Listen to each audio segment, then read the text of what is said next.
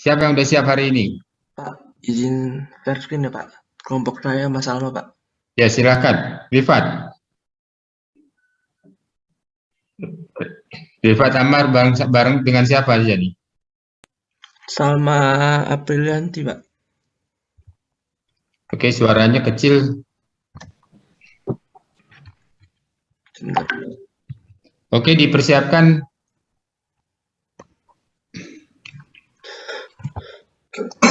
Izin share screen ya Pak. Boleh, boleh, silakan langsung.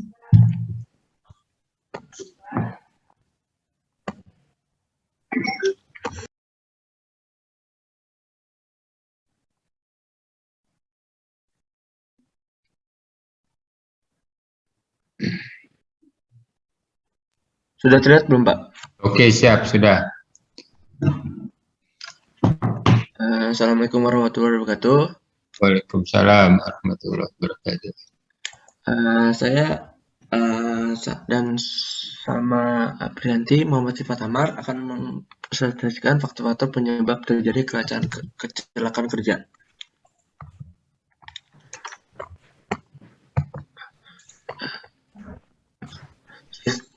Sistem manajemen keselamatan dan kesehatan kerja SMK 3.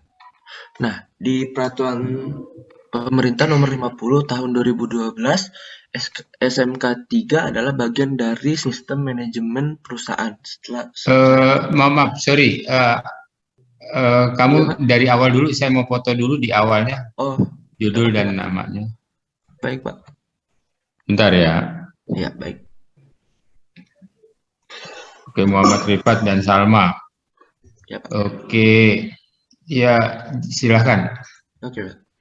Dalam peraturan pemerintah nomor 50 tahun 2012, SMK 3 adalah bagian dari sistem manajemen perusahaan secara keseluruhan dalam rangka pengendalian risiko yang berkaitan dengan kegiatan kerja guna terciptanya tempat kerja yang aman, efisien, dan produktif. Tujuan SMK 3: 1. Meningkatkan efektivitas pelindungan keselamatan dan kesehatan kerja yang terencana, terukur, terstruktur, dan terintegrasi.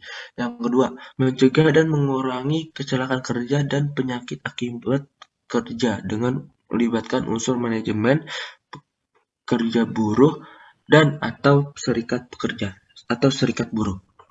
Yang ketiga, menciptakan tempat kerja yang aman, nyaman, dan efisien untuk mendorong produktivitas. Dasar hukum-hukumnya, ada Undang-Undang Nomor 1 Tahun 70 tentang Keselamatan Kerja, Undang-Undang Nomor 13 Tahun 2003 tentang Ketenagakerjaan, Undang-Undang Nomor 2 Tahun 2017 tentang Jasa Konstruksi, ada Peraturan Pemerintah PP Nomor 50 Tahun 2012 tentang Sistem Manajemen Keselamatan dan Kesehatan Kerja, ada Peraturan Menteri Ketenagakerjaan Nomor 26 Tahun 2014 tentang penyelenggaraan penilaian penerapan sistem manajemen keselamatan dan kesehatan kerja. Ada Peraturan Menteri Pekerjaan Umum Nomor 5 Tahun 2014 tentang pedoman sistem manajemen keselamatan dan kesehatan kerja SMK 3, konstruksi bidang pekerjaan umum. Dan Peraturan Menteri Kesehatan Nomor 66 Tahun 2016 tentang keselamatan dan kesehatan kerja rumah sakit. Nah, menurut Peraturan Pemerintah Nomor 50 Tahun 2012 dijelaskan bahwa untuk melaksanakan penerapan SMK 3 dengan baik di tempat kerja perlu melalui 5 tahapan, yaitu 1. Penetapan kebijakan K3, yang kedua perencanaan K3, yang ketiga pelaksanaan rencana K3, yang keempat pemantauan evaluasi kinerja K3, yang kelima peninjauan dan peningkatan kinerja K3. Nah, ada kecelakaan kerja. Kecelakaan kerja adalah setiap perbuatan atau kondisi tidak selamat yang dapat mengakibatkan kerugian. Kecelakaan kerja merupakan suatu kejadian atau peristiwa yang tidak diinginkan yang merugikan terhadap manusia, merusak harta benda, atau kerugian terhadap proses, Menurut WHO, kecelakaan kerja adalah suatu kejadian yang tidak dapat dipersiapkan penanggulangan sebelumnya sehingga menghasilkan cedera yang real. Nah, kecelakaan kerja menurut ahli itu ada 3. Ada Ervianto, Sumakmur, dan M. Sulaksmono. Nah, kalau Ervianto tahun 2005, dia tuh mendeskripsikan kecelakaan kerja itu kecelakaan kerja dan atau penyakit yang menimpa tenaga kerja karena hubungan kerja di tempat kerja. Nah, kalau Sumakmur tahun 1989, kecelakaan kerja adalah kecelakaan berhubungan dengan hubungan kerja pada perusahaan. Nah, dan yang terakhir M. Sulaksmono mendeskripsikan suatu kejadian tidak diduga dan tidak dikehendaki yang mengacaukan proses suatu aktivitas yang telah diatur. Nah, ada faktor-faktor penyebab kecelakaan kerja. Yang pertama faktor manusia, kedua faktor lingkungan, yang ketiga faktor peralatan. Nah, yang faktor manusia itu contohnya itu umur, jenis kelamin, penggunaan alat pelindung diri (APD), tingkat pendidikan, perilaku, pelatihan keselamatan dan kesehatan kerja, dan peraturan K3. Nah, yang kalau faktor lingkungan itu ada kebisingan, suhu udara, penerangan, dan lantai licin. Nah, yang ketiga itu ada peralatan. Itu ada letak mesin, peralatan yang sudah rusak, mesin, dan terakhir mesin atau peralatan tidak dilindungi. Nah, akibat kecelakaan kerja. Kecelakaan dapat menimbulkan 5 jenis kerugian, yaitu kerusakan kekacauan organisasi, keluhan, kesedihan, kelalaian, dan cacat, dan kematian. Hendricks 1959 dalam ILO 1989 menyusun daftar kerugian terselubung akibat kecelakaan sebagai berikut. Yang pertama, kerugian akibat hilangnya waktu karyawan yang luka. Kedua, kerugian akibat hilang waktu karyawan lain yang terhenti akibat karena rasa ingin tahu, rasa simpati, membantu menolong karyawan yang terluka. Yang ketiga, kerugian akibat rusaknya mesin, perkakas, atau peralatan lainnya atau oleh karena tercemarnya bahan baku. Yang keempat, kerugian insidental akibat terganggunya produksi, kegagalan memenuhi pesanan pada waktunya, kehilangan bonus, pembayaran denda, atau akibat lainnya serupa.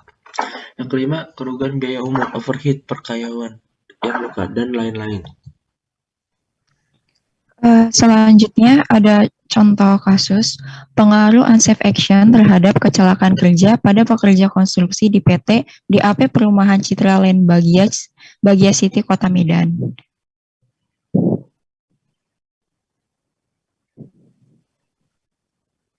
Next, Pak. Yuk, lanjut, Pak.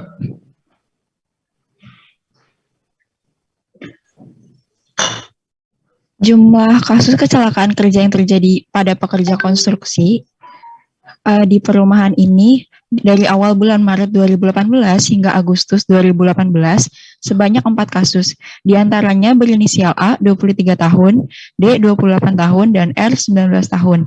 Mengalami luka tertusuk paku pada kaki dan satu pekerja berinisial S 37 tahun terkena sayat besi. Pekerja lainnya juga sering menghirup abu semen saat bekerja akibat tidak menggunakan masker ketika berada di proyek. Identifikasi penyebab yang terjadi. Survei awal dilakukan dengan mewawancarai pekerja atau buruh di wilayah proyek konstruksi. Hasil wawancara memperlihatkan bahwa kecelakaan kerja yang terjadi kerap diakibatkan faktor manusia. Penyebabnya antara lain terdapat pekerja yang tidak menggunakan APD yang lengkap seperti masker, helm, dan helm pelindung. Melakukan kecerobohan seperti meletakkan alat-alat kerja dengan sembarangan. Pekerja atau buruh konstruksi tersebut rata-rata memiliki pendidikan akhir yang berkisar antara SMP sampai SMA. Selain itu, terdapat faktor lingkungan di mana lingkungan kerja yang tidak aman, seperti kurangnya penerangan yang cukup di dalam pembangunan proyek.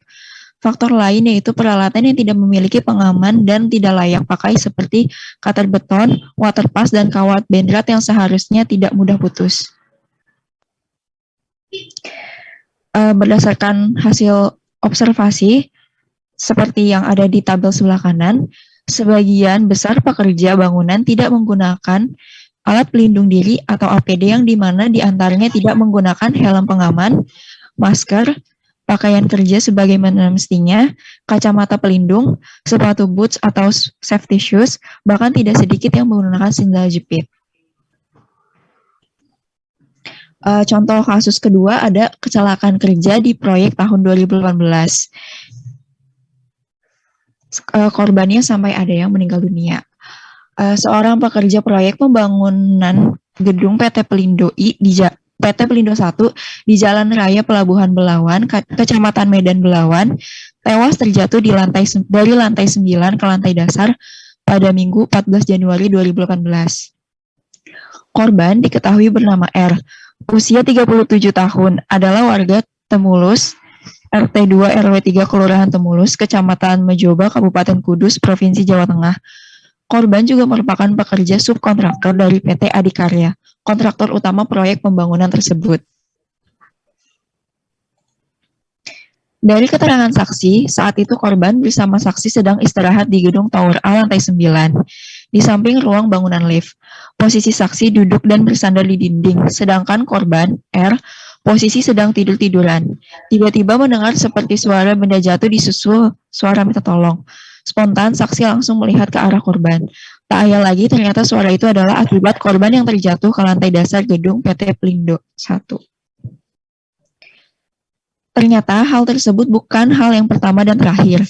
Beberapa waktu kemudian, terjadi kecelakaan kerja juga di proyek pembangunan gedung kantor pusat PT Pelindo. Kecelakaan kerja yang kembali terjadi di proyek Pelindo kali ini menimpa S, 47 tahun. Akibat kecelakaan kerja yang terjadi, korban mengalami remuk tulang lengan sebelah kiri, kepala bocor, wajah penuh luka, serta kedua kakinya memar. Namun untungnya nyawa korban masih selamat. S menuturkan bahwa dirinya saat itu tengah memasang gelanggang penyanggah pada salah satu tiang bangunan masjid yang merupakan bagian dari satu paket dari proyek pembangunan gedung megah kantor Pelindo. Informasi tambahan. Menurut informasi tambahan, material proyek raksasa milik Pelindo 1 yang sedang dibangun itu berantakan. Keamanan pekerja tidak diutamakan. Hal itu terbukti dengan lemahnya pengawasan akibat pengawasan keamanan bagi pekerja yang sedang istirahat. Akibatnya, nyawa pekerja jadi taruhan atas terlaksananya pembangunan kantor Pelindo. Identifikasi penyebab yang terjadi. Pertama, kecelakaan kerja diduga karena pekerja yang lalai. Ia memanfaatkan waktu istirahat di tempat yang berbahaya. Kedua, menurut informasi, material bahan di proyek tersebut tidak dibereskan dan ditata kembali jika tidak terpakai. Hal tersebut mengakibatkan berantakan material yang ada, serta kurangnya pengawasan di proyek itu. Ketiga, kelalaian pekerja yang tidak memakai APD secara lengkap. Upaya pencegahan agar kasus tidak terulang, baik dari contoh kasus pertama maupun contoh kasus yang kedua. Pertama, ada komunikasi keselamatan konstruksi. Komunikasi sangat penting dengan penjelasan dan pengarahan tentang keselamatan konstruksi yang berkaitan dengan metode pelaksanaan, potensi bahaya, pengendalian bahaya, tanggapan darurat, dan cara-cara penyelamatan pada kegiatan, agar pekerja tahu betapa pentingnya berhati-hati dalam setiap tindakan agar tidak menyebabkan peristiwa yang tidak diinginkan. Kedua, pentingnya APD dan APK. APD dan APK sama-sama merupakan sarana pelindung yang melindungi diri dari paparan bahaya, sehingga wajib sekali untuk pekerja memakai APD dan APK saat berada di proyek. Yang ketiga, perlunya kesadaran diri. Sebagai pekerja, kita juga perlu kesadaran diri untuk menjaga diri kita dari bahaya. Jangan melakukan tindakan-tindakan yang sekiranya bisa membahayakan. Lalu yang keempat ada pengawasan. Perlunya pengawasan terhadap pekerja serta pekerja menegur pekerja yang tidak menggunakan APD, serta pengawasan dan memastikan tidak ada barang-barang yang berbahaya serta berantakan. upaya pencegahan agar kasus tidak terulang selanjutnya, bagi tenaga kerja jangan mengabaikan peraturan perundang-undang terkait keselamatan dan kesehatan kerja atau K3. Karena sesuai Undang-Undang Nomor 1 Tahun 1970 tentang keselamatan kerja, ada ancaman pidana yang menanti atas pelanggaran itu. Terima kasih. Sekian presentasi dari kelompok kami. Kurang lebihnya mohon maaf. Wassalamualaikum warahmatullahi wabarakatuh. Waalaikumsalam warahmatullahi wabarakatuh. Coba kamu ke slide yang pertama lagi.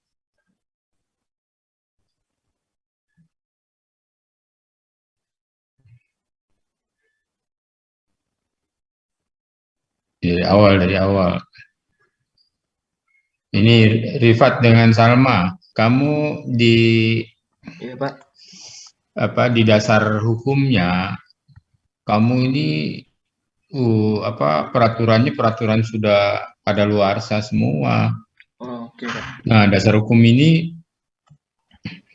yang terbaru itu peraturan Menteri PU nomor 10 tahun 2021.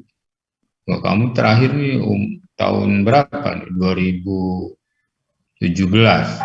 Iya, Pak. Baik, Pak. 2016. Peraturan Menteri Pekerjaan Umum dan Perumahan Rakyat nomor 21 tahun 2019 saja udah nggak pakai lagi.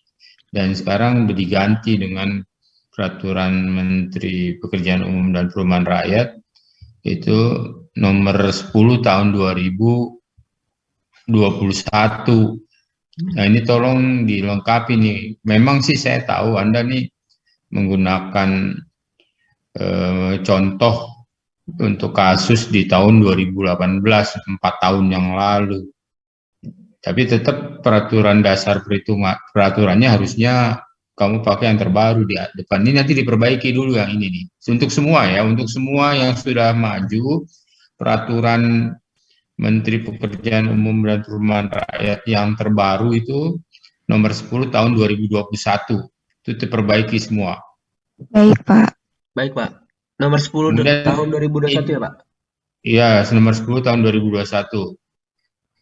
Permen PU Oke. dan Perumahan Rakyat. Kamu dasarnya itu semua, sehingga masih pembahasannya tuh sinkron gitu. Nah, sekarang untuk studi kasus, ingat ya, ini saya bicara tentang pelajarannya tentang sistem manajemen keselamatan konstruksi. Jadi kamu lengkapi SMKK, di situ tuh SMKK di peraturan nomor 10 tahun 2021 itu SMKK. Nah, kamu nanti rincikan itu SMKK. Nah, ini kan kamu 2012. Nah, itu 2016 masih. Jadi masih lama. Jadi kalau bisa dijelaskan tentang peraturan tersebut yang terbaru. Jadi tolong ini diperbaiki gitu ya. Ya. Baik, Pak. Oke, kita applause untuk kelompok ini. Terus gini, pada saat tadi contoh kok ada sedang tidur-tiduran gitu, kemudian ketibanan. Loh, sekarang di proyek kok ada yang sedang tidur-tiduran. Tadi Anda bilang di kecelakaan ini nih, contohnya nih. Iya, Coba Pak. maksudnya sedang tidur-tiduran gimana? Apa jam kerja kok tidur-tiduran? Jadi menurut ini kecelakaan yang terjadi itu terjadi pada saat jam istirahat. Korban itu sedang istirahat tapi posisinya dia masih di lantai atas, di lantai 9, tapi posisinya tidur-tiduran, Pak. Terus jatuh ke bawah gitu pada saat jam istirahat. Gitu. Artinya mereka itu jatuh karena sedang istirahat gitu, bukan sedang kerja ya? Iya, tapi dengan posisi yang lalai dan berada di atas nggak aman, Pak. Berarti kondisi tempat istirahatnya yang nggak aman ya, tempat lokasi kerjanya nggak aman berarti. Iya. Iya, Pak. Oke, kalau gitu saya pikir karena lagi jam kerja kok ada yang tidur-tiduran gitu. Oke, tolong diperbaiki nanti kumpulkannya setelah diperbaiki.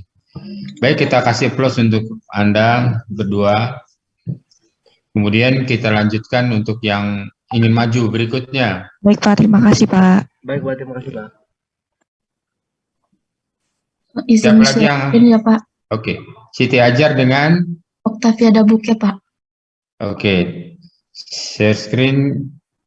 Saya foto dulu judulnya dan nama Anda biar terekam.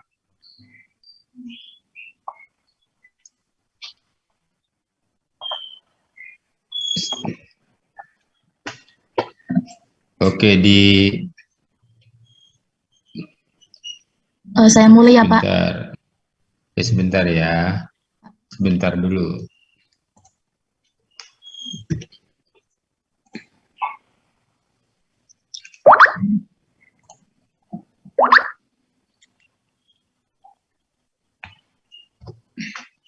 Oke, mulai.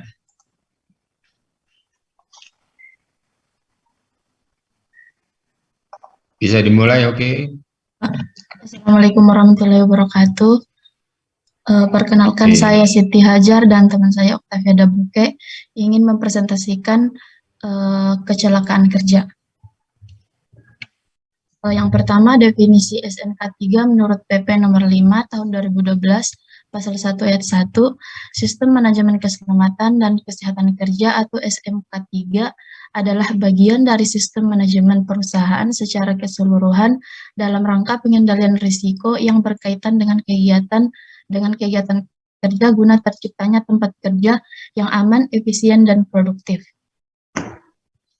Selanjutnya, tujuan SMK 3 menurut PP nomor 50 tahun 2012 pasal 2. Yang pertama, meningkatkan efektivitas perlindungan keselamatan dan kesehatan kerja yang terencana, terukur, terstruktur, dan terintegrasi. Kemudian yang kedua, mencegah dan mengurangi kecelakaan kerja dan penyakit akibat kerja dengan melibatkan unsur manajemen, pekerja atau buruh, dan serikat pekerja atau serikat buruh. Yang ketiga, menciptakan tempat kerja yang aman, nyaman, dan efisien untuk mendorong produktivitas. Selanjutnya, dasar hukum SMK 3 terdapat pada Undang-Undang Dasar 1945, Undang-Undang Nomor 13 Tahun 2003, Pasal 86, Undang-Undang Nomor 1 Tahun 1970 tentang sanksi. Kemudian pasal pada Undang-Undang Nomor 1 Tahun 1970 tentang peraturan pelaksanaan atau Permenaker, Kepmenaker, Instruksi Menaker, Kepresiden bin Wasnaker. Kemudian pada PP nomor 50 tahun 2012 tentang penerapan SMK 3 terdapat juga pada Permenaker nomor 26 tahun 2014 tentang penyelenggaraan audit SMK 3. Selanjutnya, prinsip-prinsip penerapan SMK 3. Pertama, penetapan kebijakan K3, perencanaan K3, pelaksanaan rencana K3, pemantauan dan evaluasi kinerja K3, kemudian yang terakhir peninjauan ulang dan peningkatan kinerja K3.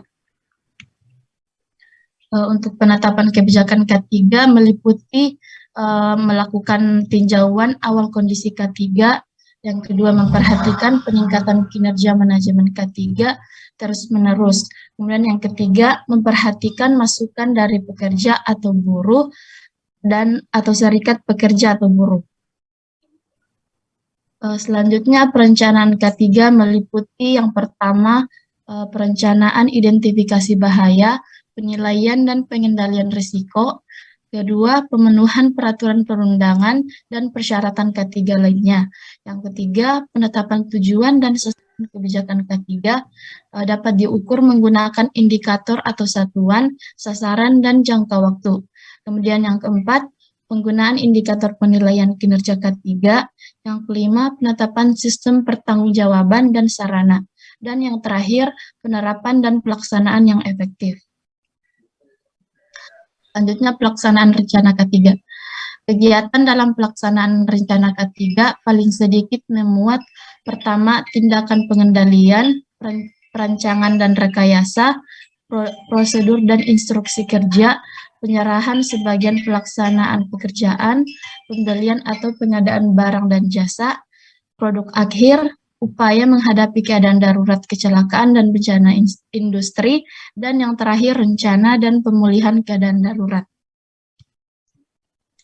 Adapun pemantauan dan evaluasi kinerja K3 dilaksanakan melalui kegiatan yang pertama pemeriksaan, pengujian dan pengukuran, dan yang kedua audit internal SMK3. Hasil pemantauan dan evaluasi kinerja K3 digunakan untuk melakukan tindakan perbaikan. Selanjutnya peninjauan dan peningkatan kinerja K3. Perbaikan dan peningkatan kinerja K3 dapat dilakukan dalam hal adanya. Yang pertama, perubahan peraturan perundangan. Yang kedua, tuntutan dari pihak terkait dan pasar. Yang ketiga, perubahan produk dan kegiatan organisasi. Yang keempat, perubahan struktur organisasi perusahaan. Yang kelima, perkembangan ilmu pengetahuan dan teknologi. Kemudian yang keenam, rekomendasi inspeksi K3. Yang ketujuh, hasil kajian kecelakaan di tempat kerja. Yang kedelapan, pelaporan dan komunikasi, dan yang terakhir, masukan dari karyawan. Selanjutnya, definisi kecelakaan kerja. Kecelakaan kerja merupakan kejadian yang tidak terduga dan tidak diharapkan. Disebut tidak terduga karena kecelakaan kerja yang terjadi secara tidak sengaja dan tidak ada perencanaan di belakang peristiwa tersebut. Sedangkan maksud dari tidak diharapkan karena kecelakaan menyebabkan kerugian baik waktu, harta benda, material, dan korban kerja dan korban kecelakaan dari yang paling ringan sampai yang paling berat atau meninggal dunia. Selanjutnya penyebab. Menurut Hendrik dalam Tarwaka tahun 2015, tindakan tidak aman atau unsafe act menyumbang 80% sebagai penyebab kecelakaan kerja dan kondisi kerja yang tidak aman atau unsafe condition beserta faktor lainnya menyumbang angka 20% sebagai penyebab kecelakaan kerja.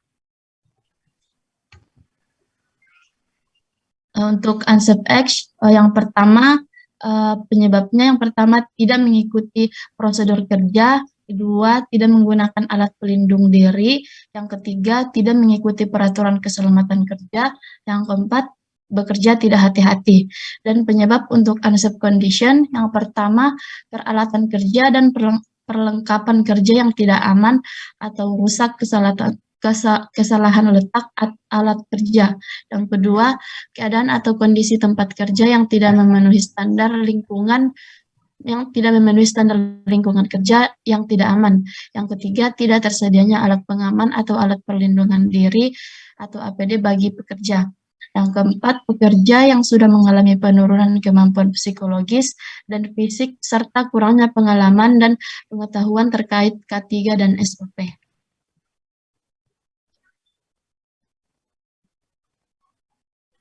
Selanjutnya akan dilanjutkan oleh Octavia.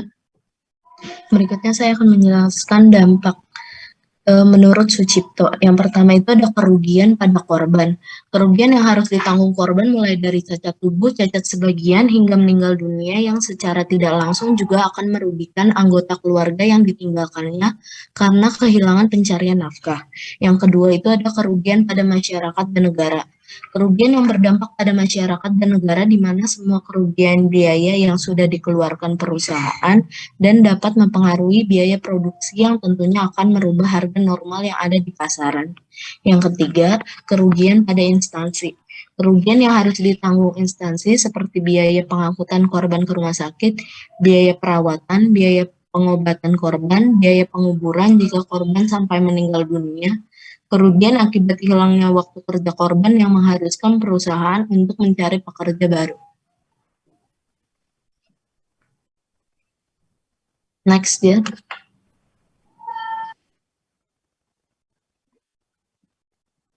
Adapun solusi yang dapat dilakukan menurut Sucipto yang pertama, pengamatan risiko bahaya di tempat kerja. Yang kedua, pelaksanaan SOP yang sesuai di tempat kerja. Yang ketiga, peningkatan pengetahuan pekerja tentang K3. Yang keempat, pengendalian faktor bahaya di tempat kerja. Dan yang terakhir, pemasangan peringatan bahaya kecelakaan di area tempat kerja.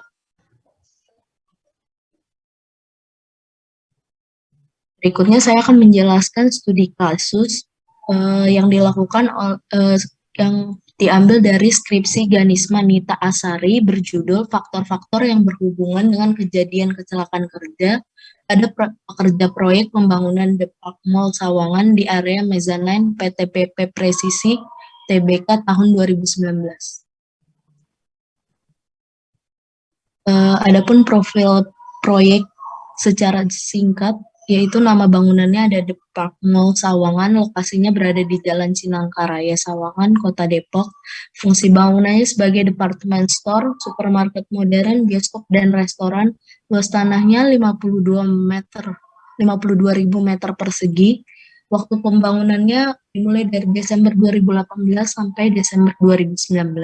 Subkontraktornya yaitu PT PP Presisi. Berikut ini adalah tabel distribusi responden berdasarkan kecelakaan kerja pada pekerja proyek pembangunan Depak Mall Sawangan di area mezzanine PT PP Presisi TBK tahun 2019. Tabel ini menunjukkan bahwa dari 96 responden yang bekerja pada proyek pembangunan Depak Mall Sawangan di area mezzanine PT PP Presisi TBK, ada sebanyak 32 responden yang tidak pernah mengalami kecelakaan kerja dan 64 responden yang pernah mengalami kecelakaan kerja. Hasil ini menunjukkan jumlah yang pernah mengalami kecelakaan kerja masih tergolong cukup tinggi dibandingkan yang tidak pernah mengalami kecelakaan kerja. Next, dear. Berikut ini adalah tabel distribusi responden berdasarkan jenis kecelakaan kerja yang pernah dialami pada pekerja proyek pembangunan Depak Mall Sawangan di area mezzanine PT PP Presisi TBK tahun 2019.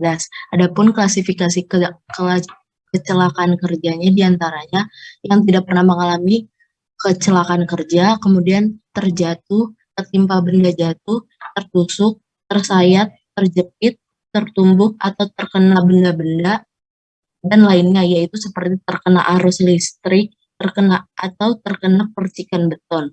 Dari tabel ini menunjukkan bahwa hasil penelitian pada proyek ini diketahui bahwa jenis kecelakaan kerja yang tertinggi adalah akibat tertusuk sebanyak 17 responden dan kecelakaan kerja yang terendah yaitu sebanyak 5 responden. Walaupun kecelakaan yang terjadi masih tergolong kecelakaan ringan, akan tetapi hal ini harus menjadi perhatian perusahaan karena jika tidak diatasi atau ditanggulangi, di waktu mendatang, kejadian ini akan mengakibatkan kecelakaan kerja yang lebih serius. Next, dear. Nah, berikutnya adalah tabel 10, yaitu distribusi frekuensi hasil analisis univariat pada pekerja proyek pembangunan Depak Mall Sawangan di area mezzanine PT PP Presisi TBK tahun 2019. Nah, di sini ada beberapa variabel yang digunakan pada penelitian ini untuk mengetahui faktor-faktor yang mempengaruhi kecelakaan kerja. Yang pertama itu ada usia, muda dan tua. Muda ini dikategorikan responden yang berumur kurang dari 35 tahun, sedangkan yang tua itu yang lebih dari 35 tahun. Yang kedua itu masa kerja, lama dan baru. Lama itu dikategorikan lebih dari 5 tahun, sedangkan baru itu kurang dari 5 tahun. Yang berikutnya ada penggunaan APD, pengetahuan ketiga, tindakan tidak aman, dan yang terakhir itu pengawasan. Next, Jar. Dari yang berikutnya ini adalah hasil analisis bivariat faktor-faktor yang berhubungan dengan kejadian kecelakaan kerja pada proyek pembangunan Depak Mall Sawangan di area mezzanine PT PP Presisi tahun 2019. Dari tabel-tabel sebelumnya, jika kita pada penelitian ini digunakan uji chi-square, didapatkan p-value pada variabel usia sebesar 1, kemudian pada masa kerja itu sebesar 0,706, pada variabel penggunaan APD sebesar 0,002, pada variabel pengetahuan itu sebesar 0,001, pada variabel tindakan tidak aman itu sebesar 0,03, dan pada variabel pengawasan itu sebanyak 0. Next ya. Nah, berdasarkan hasil penelitian dan pembahasan yang telah dilaksanakan pada proyek pembangunan Depak Mall Sawangan di area Mezzanine PTPP Presisi tahun 2019 dengan menggunakan uji Chi-square, maka dapat ditarik kesimpulan yang pertama, tidak ada hubungan antara usia dengan kejadian kecelakaan kerja, dikarenakan P-value yang didapat lebih besar daripada 0,05. Yang kedua, tidak ada hubungan antara masa kerja dengan kejadian kecelakaan kerja, karena P-value yang didapat pada pengujian juga lebih besar daripada 0,05. Yang ketiga, adanya hubungan antara penggunaan APD dengan kejadian kecelakaan kerja. P-value yang didapat kurang dari 0,05. Yang keempat, adanya hubungan antara pengetahuan K3 dengan kejadian kecelakaan kerja. Adapun ini P-value yang didapat kurang dari 0,5. Yang berikutnya, yang kelima, adanya hubungan antara tindakan tidak aman dengan kejadian kecelakaan kerja. P-value yang didapat juga kurang dari 0,05. Dan yang terakhir, adanya hubungan antara pengawasan dengan kejadian kecelakaan kerja. P-value yang didapat juga kurang dari 0,05. Adapun solusi yang dapat dilakukan bagi perusahaan, yang pertama, memastikan safety sign wajib APD untuk setiap area berisiko. Yang kedua, menyertakan kewajiban untuk menggunakan APD dalam prosedur bekerja. Yang ketiga, memberikan pelatihan terkait ketiga dan upaya pencegahan kecelakaan kerja, misalnya melalui program safety induction, safety talk, safety morning yang di dalamnya terdapat pelatihan mengenai manajemen risiko dan mengarahkan cara penggunaan alat yang benar. Yang keempat, meningkatkan pengawasan untuk meminimalkan jumlah pekerja yang melakukan tindakan tidak aman. Dan yang terakhir, meningkatkan peran pengawas agar disiplin dan lebih tegas dalam bekerja. Adapun solusi bagi pekerja yang dapat dilakukan, yang pertama, sebaiknya pekerja wajib memakai alat pelindung diri atau APD tanpa alasan apapun untuk menunjang keselamatan dan kesehatan kerja. Yang kedua, sebaiknya pekerja lebih berperan aktif dalam menyampaikan pendapat terkait keselamatan dan kesehatan kerja, seperti jika terdapat alat pelindung diri yang sudah rusak, seharusnya langsung diinformasikan kepada pihak manajemen agar segera diganti. Dan yang terakhir, antar sesama pekerja sebaiknya saling mengingatkan jika terdapat beberapa perilaku atau tindakan yang tidak aman. Ini referensi yang kita gunakan.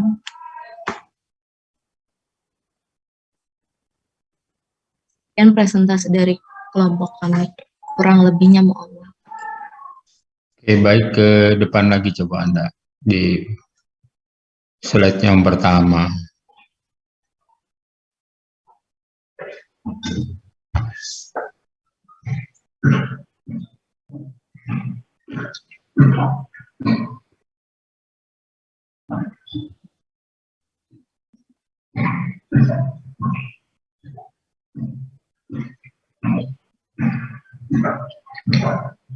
Iya, memang sih ini kita bicara tentang SMK 3, tapi sekarang ini kan sudah ada aturan baru di Permen PUPR nomor 10 tahun 2021, jadi yang sebelum-belumnya ini sudah nggak kepake lagi, jadi kita bicara tentang SMKK, jangan SMK lagi, SMK 3 lagi ya. Jadi Anda tambahkan nanti SMKK-nya aturan yang terbaru Permen PUPR nomor 10 tahun 2021. Jadi kita bicaranya tentang itu. Ya. Baik, Pak. Tolong ini diperbaiki. Ya, jadi Pak. Kita harus terlalu up to date dengan Permen PU yang terbaru. Kalau sudah seperti ini nanti yang lama sudah nggak kepake lagi. Nah, ini sudah kadaluarsa semua, jadi Anda harus perbaiki. Itu yang pertama. Bahasanya pun nanti diperbaiki. Kalau SMK 3L ini kan masih di PP 50 tahun 2012 atau Peraturan Menteri Tenaga Kerja nomor 26 tahun 2014. Sudah kelewat jauh. Jadi tolong nanti diperbaiki. Untuk langsung ke ke studi kasus yang Anda tampilkan, ini ada kesimpulan yang terakhir nih, coba lihat. Ini disebutkan tidak ada hubungan antara kecelakaan dengan usia.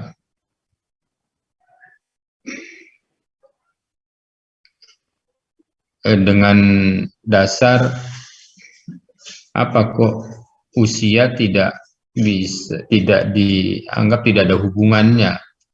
Apa pekerja di sana mempunyai usia kerja yang mendekati sama, artinya yang usia produktif masih di sekitar umur 35, sehingga tidak ada hubungan antara usia dengan kejadian kecelakaan kerja.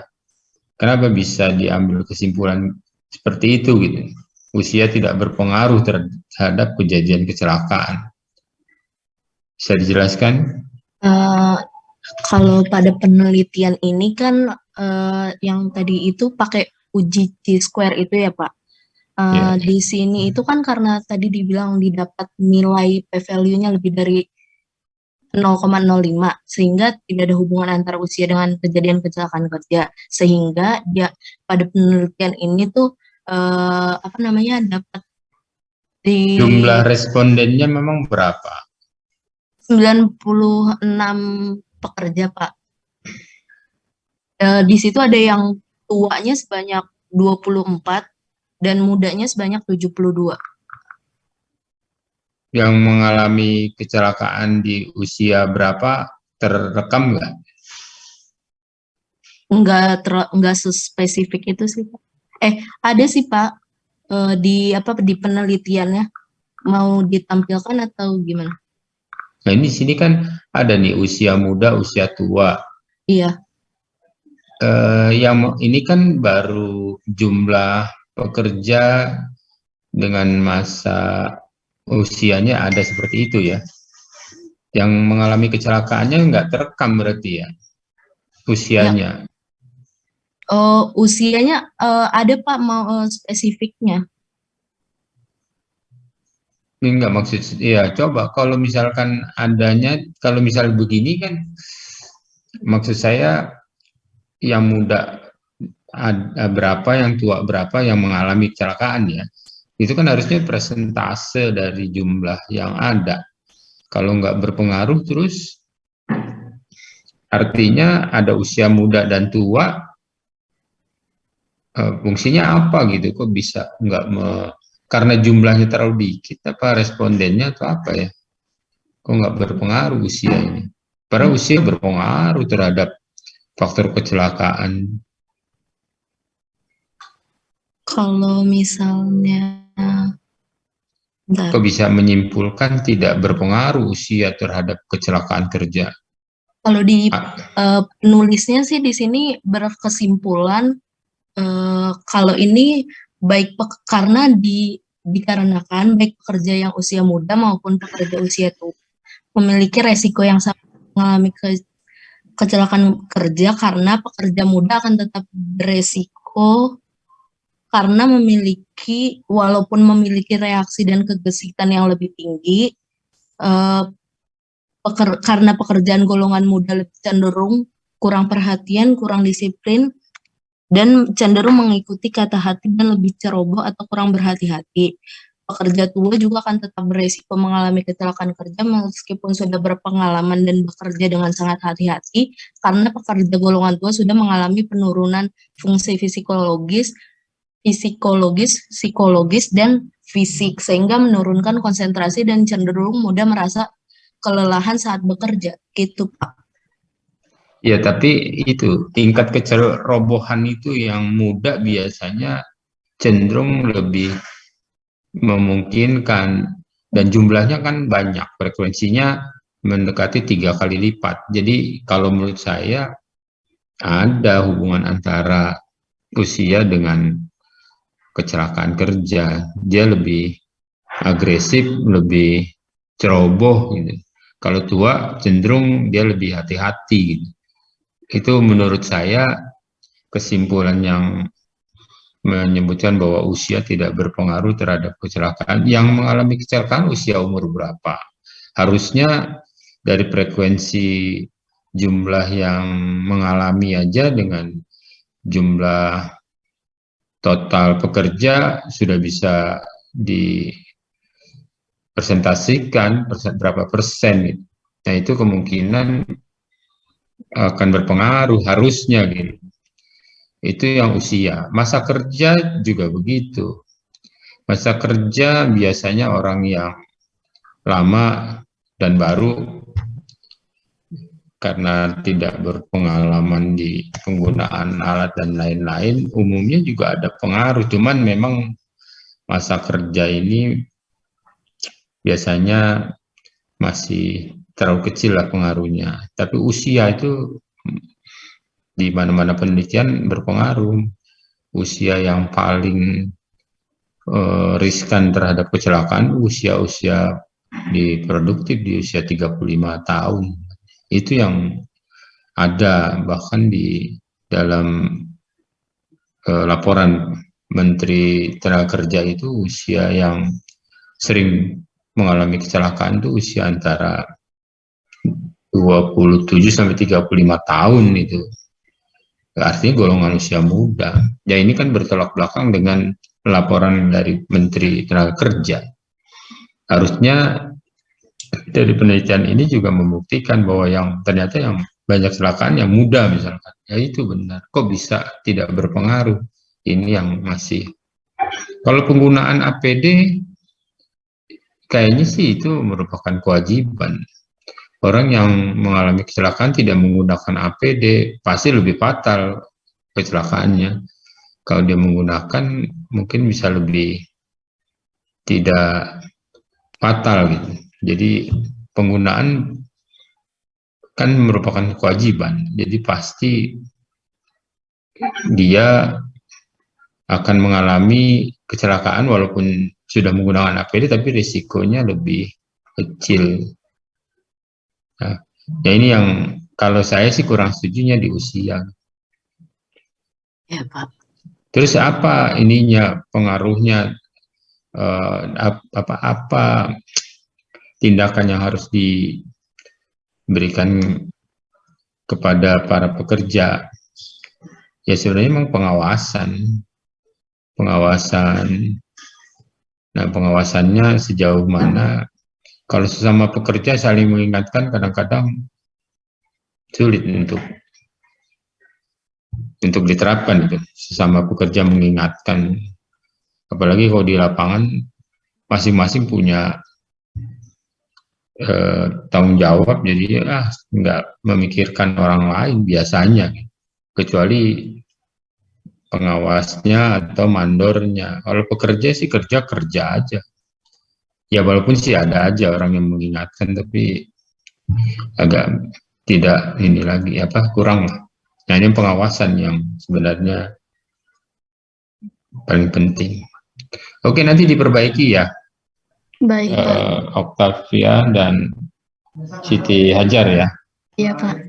Ini diperbaiki terutama tentang dasar hukumnya ini yang terbaru pakainya, sehingga Anda lebih menjelaskan kepada SMKK-nya. Saya rasa itu kita kasih plus untuk Anda Ya, semua terima kasih. berdua. Baik. Untuk berikutnya masih ada yang siap untuk maju? Saya, Pak, kelompok saya. Apriliana. Iya, Pak. Dengan siapa Anda? Sama Amanda Rahma, Pak. ditampilkan dulu biar saya screenshot dulu Baik, cover depannya. izin share screen ya, Pak.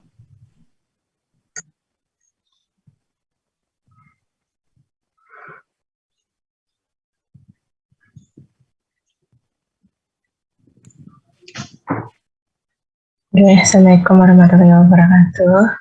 Waalaikumsalam warahmatullahi wabarakatuh.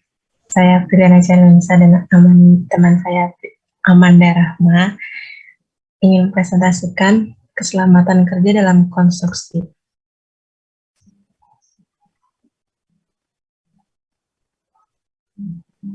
Yang pertama adalah pendahuluan. Pengertian K3, yaitu segala kegiatan untuk menjamin dan melindungi keselamatan dan kesehatan tenaga kerja melalui upaya pencegahan kecelakaan kerja dan penyakit akibat kerja pada pekerjaan konstruksi. Tujuannya melindungi dan menjamin keselamatan setiap pekerja di tempat kerja, menjamin setiap sumber produksi dapat digunakan secara aman dan efisien, meningkatkan kesejahteraan dan produktivitas nasional berdasarkan Undang-Undang Nomor 1 Tahun 1970 tentang keselamatan kerja. Next. Penerapan sistem manajemen keselamatan konstruksi wajib dilakukan oleh pengguna jasa dan penyediaan jasa. Risiko keselamatan konstruksi dan persyaratan kualifikasi ahli ketiga. Yang pertama adalah ringan, sedang, dan berat. Next. Selanjutnya adalah dokumen terkait SNKK. Bisa konsultasi konstruksi perencanaan, dokumen kajian, dokumen feasibility study, dokumen feasibility, dokumen lingkungan, dan dokumen pengadaan tanah. Kedua, ke studi kelayakan bangunan konstruksi dan analisis terkait dampak lingkungan, analisis dampak lalu lintas, dan rancangan konseptual SNKK. Ketiga, dokumen GED, pemilihan standar dan metode perancangan, pelaksanaan perancangan, penyajian hasil perancangan, konstruksi, dan rancangan konseptual SNKK. Next one. Dasar hukum K3. Yang pertama adalah Undang-Undang Nomor 1 Tahun 1970 tentang Keselamatan Kerja. Yang kedua adalah Permenaker Nomor 5 Tahun 1996 tentang Sistem Manajemen K3. Yang ketiga adalah Permenaker Nomor 4 Tahun 1987 tentang Panitia Pembinaan Keselamatan dan Kerja P2K3.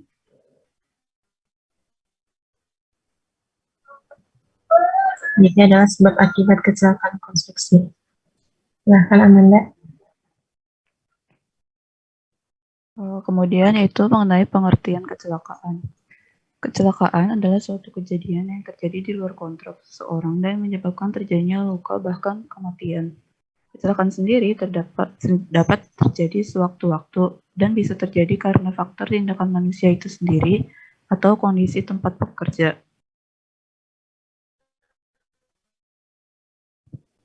Kemudian penyebab dari kecelakaannya, pada saat ini industri jasa konstruksi menduduki peringkat atas pada terjadinya kecelakaan kerja, memperlihatkan bahwa sektor konstruksi merupakan industri yang beresiko dan rawan terhadap. Suaranya kecil sekali. Sebentar, Pak.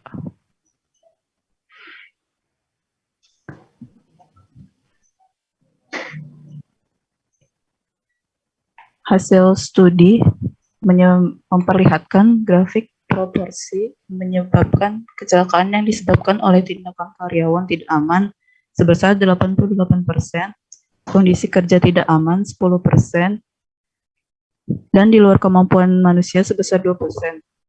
Ada banyak kemungkinan sebab kecelakaan, di antaranya adalah kesalahan teknis dalam peralatan dan metode kerja, kelemahan organisasi, serta tindakan berbahaya para pekerja. Berikut merupakan penyebab terjadinya kecelakaan, yaitu berupa tindakan karyawan yang tidak aman, Salah satu penyebab ini ditinjau dari pemberi pekerjaan, yaitu pengawasan, foreman, superintendent, manajer, dan karyawan sendiri. Contohnya itu merupakan tindakan atau kelakuan karyawan seperti alat proteksi diri yang tidak terpakai, tidak memindahkan peraturan dan konstruksi, cara kerja yang tidak benar. Berdasarkan kondisi kerja yang tidak aman, yaitu peralatan atau benda-benda yang tidak aman. Contohnya itu seperti mesin atau peralatan yang tidak dilindungi, serta barang-barang yang letaknya tidak teratur.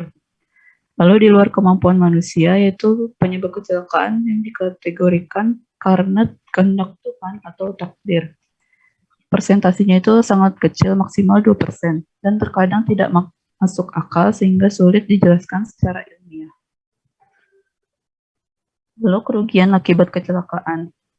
Dampak atau kerugiannya itu adalah kerusakan yang terjadi dapat berupa kerusakan alat kerja, bahan, bagian mesin, proses atau lebih singkatnya properti perusahaan. Kekacauan organisasi kerusakan dapat menyebabkan kekacauan organisasi dalam proses produksinya, keluhan dan kesedihan, kelainan dan cacat serta kematian. Lalu pencegahannya, untuk mencegah agar tidak terulang kecelakaan yang berupa perlu dilakukan pemeriksaan penyebab terjadinya kecelakaan tersebut. Pemeriksaan kecelakaan ini sangat penting untuk mengantisipasi terjadinya kecelakaan kerja yang mungkin terjadi di lingkungan kerja. Adapun tindakan yang mungkin dilakukan untuk mencegah timbulnya kecelakaan kerja. Yang pertama yaitu mengidentifikasi setiap jenis pekerjaan yang beresiko dan mengelompokkannya sesuai tingkat resikonya. Kedua, adanya pelatihan bagi para pekerja konstruksi sesuai dengan keahliannya. Ketiga, melakukan pengawasan serta lebih intensif terhadap pelaksanaan pekerjaan. Keempat, menyediakan alat perlindungan kerja selama durasi proyek. Yang kelima, melaksanaan pengaturan di lokasi proyek konstruksi. Selanjutnya adalah studi kasus kecelakaan yang terjadi di pabrik kayu lapis di Duku Sawur, Desa Genengsari, Kecamatan Polokarto, Sukoharjo, Jawa Tengah.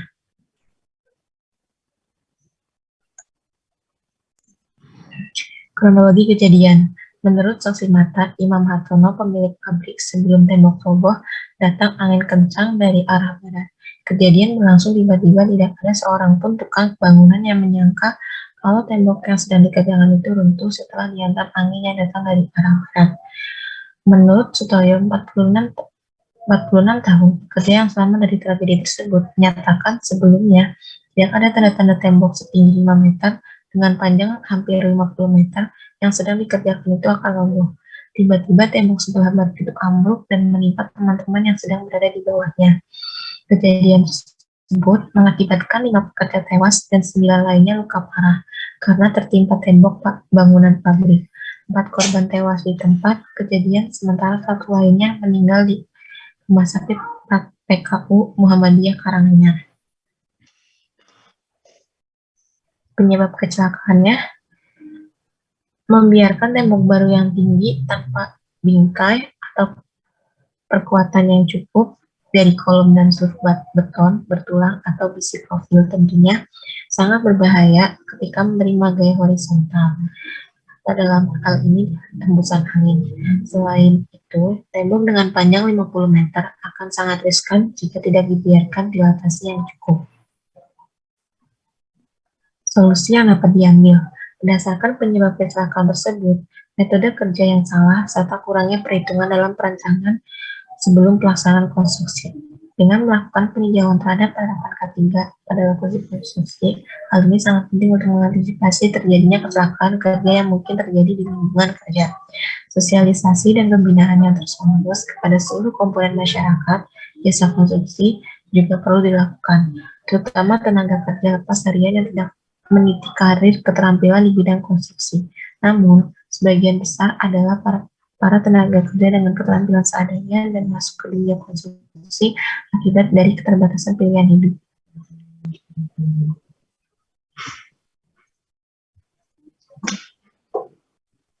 Selanjutnya yaitu studi kasus yang diambil dari tugas akhir berjudul Evaluasi Penerapan Sistem Manajemen Keselamatan dan Kesehatan Kerja atau SMK 3 dalam proyek pembangunan gedung rumah sakit umum Type C Medan Labuan.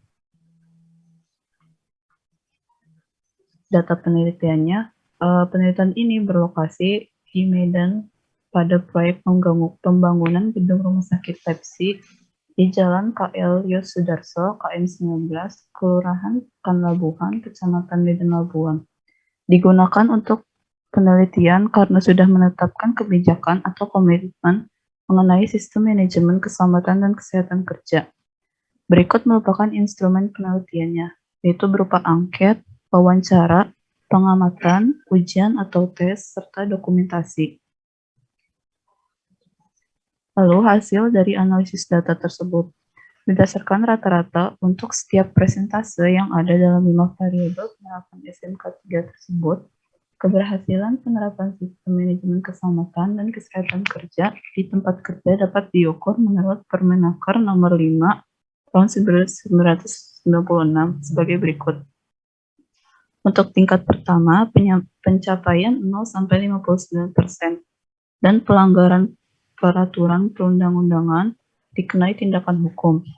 Yang kedua, untuk tingkat pencapaian 60-84% diberikan sertifikat dan bendera perak. Yang ketiga, untuk tingkat pencapaian 85% hingga 100% diberikan sertifikat dan bendera emas. Kesimpulan yang dapat diambil, nilai tingkat keberhasilan penerapan untuk masing-masing variabel tertera di gambar berikut. Mengenai performance, kesehatan pekerja, keselamatan kerja, pekerja atau fasilitas, serta lingkungannya. Kedua, berdasarkan hasil penelitian tersebut, total penerapan SMK 3, keberhasilan penerapan sistem manajemen keselamatan dan kesehatan kerja di proyek pembangunan gedung rumah sakit umum Type C yang mencapai nilai 77,74%. Yaitu tergolong dalam kategori nomor 2, yaitu tingkat pencapaian penerapan antara 60 hingga 84%, yang pengertiannya layak untuk diberikan sertifikat dan peringkat bendera perak.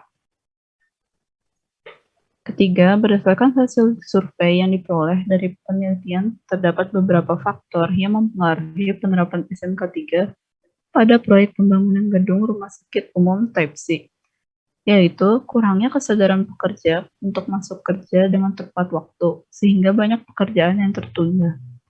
Kurangnya kesadaran sistem manajemen untuk memberi pelatihan yang layak sesuai standar K3 kepada para pekerja, serta kurangnya pengawasan dari pihak manajemen untuk mengawasi kinerja pekerja di lapangan.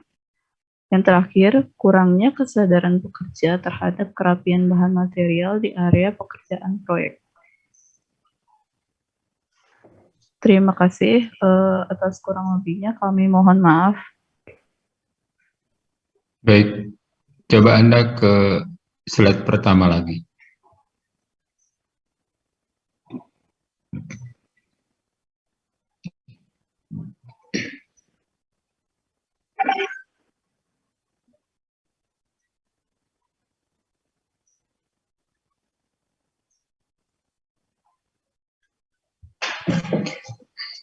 Judulnya nanti semua diperbaiki ya, dibuat SMKK aja, Sistem Manajemen Keselamatan Konstruksi. Anda sudah beberapa slide sudah bicara nih tentang Sistem Manajemen Keselamatan Konstruksi. Coba Anda next.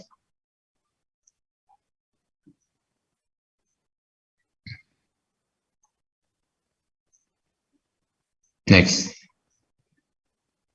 Nah, ini kan sistem manajemen keselamatan konstruksi ini yang sudah ada Anda di sini. Cuma ke bawahnya hilang. Dasar hukumnya, Anda pakai dasar hukum ini. Anda nggak sebutkan sistem manajemen keselamatan konstruksi yang terbaru di nomor 10 tahun 2021. Sebelumnya di nomor 21 tahun 2019. Itu harusnya Anda sebutkan. Nah, di sini diuraikan di dalam SMKK tuh isinya apa aja yang harus diperhatikan.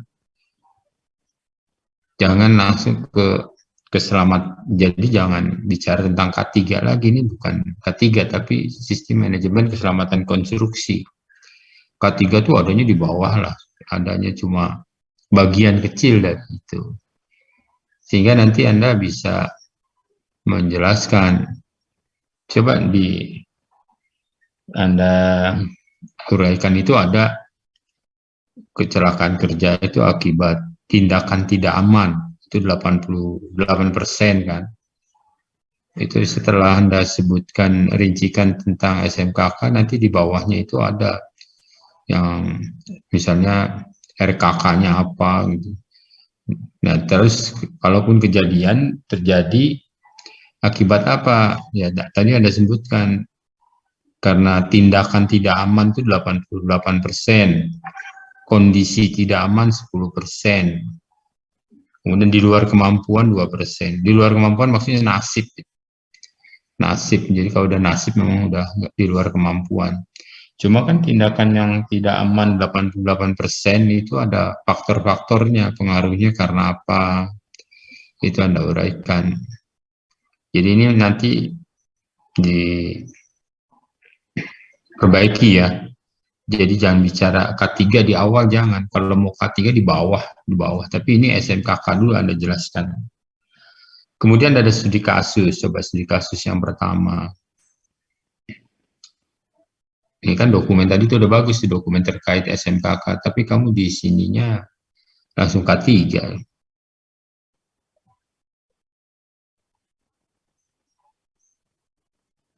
Kasus yang pertama yang di lapis itu apa, kayu lapis ya, pabrik kayu lapis. Ini yang saya nanya, ini kecelakaan kerja atau karena keselamatan konstruksinya yang gagal? Saya bertanya pada Anda, ini kecelakaan kerja atau keselamatan konstruksi yang tidak aman gitu? Artinya tidak aman. Halo? Menurut kami itu lebih ke kecelakaan serta konstruksinya tidak aman, Pak, karena pekerjanya itu sendiri tuh kurang profesional. Loh. Ya ini kan yang jadi masalah di kejadian ini kan dinding tembok yang roboh karena datangnya angin yang kencang dari barat, kemudian menimpa para pekerja. Kalau kecelakaan kerja itu akibat tindakan para pekerja mengakibatkan roboh. Kalau ini kan akibat adanya angin kencang. Jadi menurut saya ini bukan kecelakaan kerja nih. Ini karena tidak amannya konstruksi. Ya, ini yang dipelajari di dalam kuliah ini adalah manajemen keselamatan konstruksi. Konstruksi yang tidak aman tapi dibiarkan. Orang yang bekerja akhirnya tertimpa dengan konstruksi yang tidak aman. Nah, ini yang disebut insiden. Insiden ini kalau dibilang tembok roboh itu insiden. Di dalam insiden itu terjadi eksiden. Jadi terjadi kecelakaan. Jadi timbulnya apa dulu? Insiden dulu. Insiden tembok roboh, timbullah kecelakaan menimpa 5 orang tewas. Jadi bukan kecelakaan kerja sebenarnya ini, tapi lebih kepada itu keselamatan konstruksi. Ya, ini yang kita bicarakan tentang sistem manajemen keselamatan konstruksinya tidak aman tapi dibiarkan. Nah, gimana tindakan-tindakannya? Itu yang harus diambil. Bukan karena kecelakaan kerja kalau yang ini. Nah, itulah bisa membedakan tentang insiden dan eksiden. orang banyak yang salah pengertian insiden dan accident. Kita lebih mengutamakan zero insiden, tapi jangan sampai terjadi apa-apa. Karena kalau terjadi apa-apa akan menyebabkan kecelakaan. Misalnya ini roboh, kan insiden, kejadian menimpa orang kerja. Atau di tempat kamu lantainya basah, banyak air. Nah, itu terjadi apa? Kebocoran. Nah, kebocoran itu insiden. Misalnya bocornya saluran air, itu insiden. Dari insiden itu banyak orang jatuh. Nah, itu accident, kecelakaan akibat dari saluran yang bocor sehingga akan menimbulkan kecelakaan. Jadi timbulnya insiden dulu. Makanya di manajemen keselamatan konstruksi itu menghindari terjadinya insiden yang akan berakibat pada accident. Pelajaran ini pelajaran tentang memanage keselamatan konstruksi. Roboh umumnya selalu terjadi roboh karena konstruksi bangunannya masih dalam tahap konstruksi. Makanya kita harus manage gimana. Kalau ada yang bahaya harus gimana tindakannya itu. Nah, ternyata pada saat tindakan dilakukan terjadi insiden, terjadi accident, baru penyebabnya apa nih accident ini? Oh, kecerobohan misalnya, tidak menggunakan APD atau kecerobohan orang dalam bertindak pekerjaannya, baru itu berikutnya yang dijelaskan. Nah, ini nanti Anda simpulkan bahwa ini bukan karena kecelakaan kerja loh. Kamu tulisnya bukan karena kecelakaan kerja, tapi karena kegagalan konstruksi, keselamatan konstruksi yang tidak dipikirkan. Oke, kejadian yang kedua, coba dilihat studi kasus yang kedua. Nah, ini studi kasus ini evaluasi tentang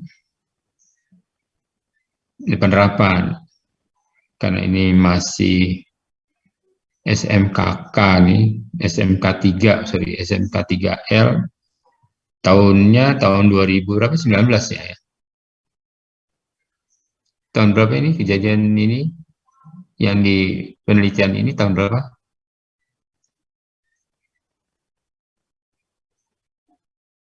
Halo, Apriliana, Amanda. Ya Pak, tahun 2019 Pak.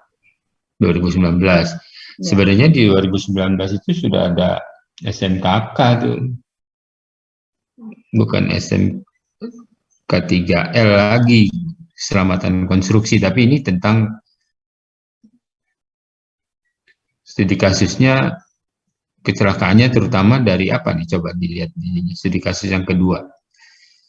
Ini mengatakan, menyimpulkan bahwa kumpulannya. Nah, ini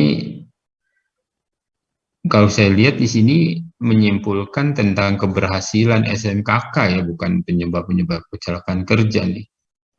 Ini keberhasilannya, keselamatan kerjanya 64,97 mendekati 65. Fasilitas 77,6, kesehatan pekerja. Jadi tidak menampilkan bentuk-bentuk kecelakaan kerja di lapangan, tapi ini menampilkan hasil tingkat keberhasilan dari penerapan SMKK di sini. Ini bisa diambil kesimpulan keselamatan kerja itu bisa berhasil 64, hampir 65, berarti tinggal sepertiganya lah yang terjadi kecelakaan kerjanya karena, nah ini belum ditampilkan nih yang 25,6 0,03%-nya ini kecelakaan akibat apa, ini tidak ada ditampilkan. Tapi ini bentuk bahwa penerapan. Ini kan penerapan ya, kan di sini sebutkan nih, tingkat keberhasilan penerapan. Berdasarkan hasil penelitian, total penerapan ini berhasil secara umum mencapai 77, tergolong dalam kategori nomor 2 tingkat pencapaiannya, dan akan mendapat bendera perak. Nah, ini kurang rincian penyebab kecelakaan di sini kok sangat kecil, yang dilakukan apa aja, atau karena memang kerjaannya kecil sehingga tingkat kecelakaan kecil. Jadi contoh ini contoh keberhasilan, bukan contoh menggambarkan kecelakaan atau keselamatan konstruksi di lapangan, tapi keberhasilannya. Tidak diuraikan ya apa yang menjadi penyebab di proyek ini bisa mendapatkan bendera perak nih.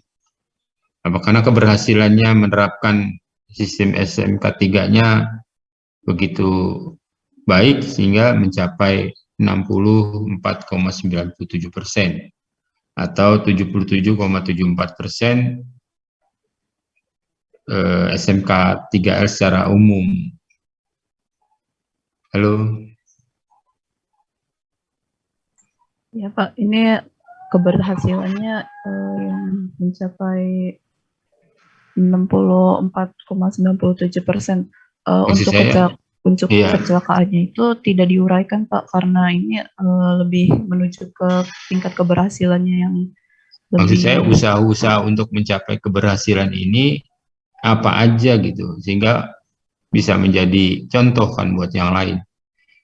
Tingkat keberhasilan secara umum SMKK-nya ini 77,74, jadi hanya 22% yang belum berhasil. Apa aja tindakan yang dilakukan di lapangan sehingga keberhasilannya begitu tinggi dan mendapat peringkat bendera perak, ini harus diuraikan, ditambahkan gitu. Oke, saya rasa itu yang harus kamu koreksi, perbaikan. Nanti kalau sudah perbaikan baru kirim ke saya ya. Baik Pak, terima kasih atas tanggapannya Pak. Nanti akan kami perbaiki lagi. Untuk selanjutnya kita lanjut di minggu besok karena waktunya sudah cukup. Saya sebentar lagi akan rapat maraton dari jam 10, jam 12, jam 1 sampai jam 3. Jadi nggak ada waktu luang lagi. Jadi sehingga ini tinggal sedikit waktunya saya untuk persiapan rapat. Dan sudah 3 kelompok hari ini yang sudah tampil, tinggal 2 kalau nggak salah ya. Tinggal 2 untuk minggu depan harus dihabiskan, sehingga materi selanjutnya bisa saya sampaikan persiapan untuk ujian akhir semester. Coba tampil semua dulu, saya mau foto absennya. Kalau dilihat dari ini masih ada 1 orang yang belum hadir nih, kemana ini? Tidak ada izin, harusnya 21, termasuk saya, ini hanya 20, berarti 19. Ketua kelas yang tidak hadir, tidak ada kabar. Tidak ada kabar. Iya Pak, saya juga nggak ada kabar Pak. Oke, tampil dulu. Saya akan foto screenshot semua. Tampilkan wajah. Saya mau lihat Anda benar-benar ada di depan kamera atau cuma laptopnya aja yang dinyalakan. Mestiana, Anita Rizky, Stepi, Christian, Salma, tadi Rifat ada tapi kemana nih?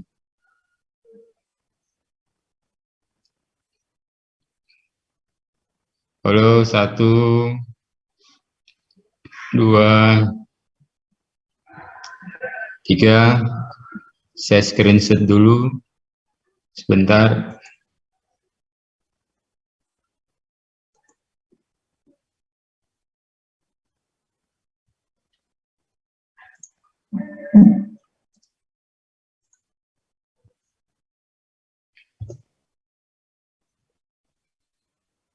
Oke, saya akhiri pergaulan hari ini. Saya ucapkan Assalamualaikum warahmatullahi wabarakatuh. Kita ketemu minggu depan. Waalaikumsalam warahmatullahi wabarakatuh. Terima kasih Pak. Terima kasih Pak. Ya, mari.